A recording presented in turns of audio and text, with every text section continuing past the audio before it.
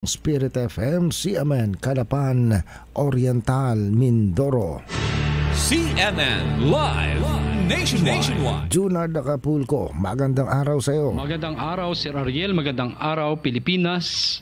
Pinarangalan ni Police Regional Office Mimaropa Regional Director Police Brigadier General Roger L. Quesada ang 100 PNP Special Electoral Boards o SEB contingents sa ginanap na tribute and awarding ceremony kasabay ng Monday Flag Raising Ceremony sa Police Regional Office Mimaropa, Camp Brigadier General Epigenio C. Navarro, ika-26 ng Mayo taong kasalukuyan.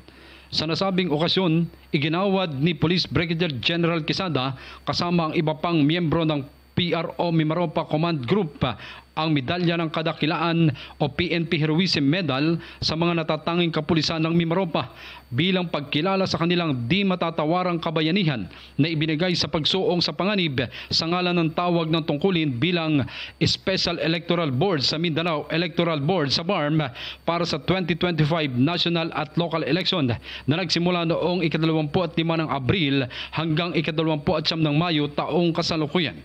Ang Special Electoral Boards Contingent ay umakto sa nakaraang halalan sa mga lugar sa bansa na kailangang tutukan upang matiyak na mapapangalagaan ang kalayaan sa pagboto ng mga residente sa lugar at mapanatili ang integridad ng electoral process sa nakalipas na halalan.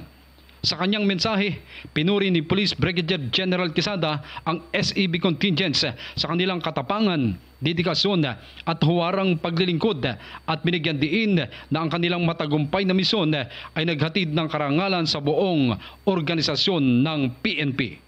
Mula dito sa Oriental, Mindoro, ako si Junard Acapulco ng DCSB Spirit FM Calapan City, reporting live para sa CMN Pilipinas. CNN Live Nationwide. Maraming salamat, Junard Acapulco. Mula po naman sa impilan ng DCSB ang Spirit FM, CMN Calapan, Oriental, Mindoro.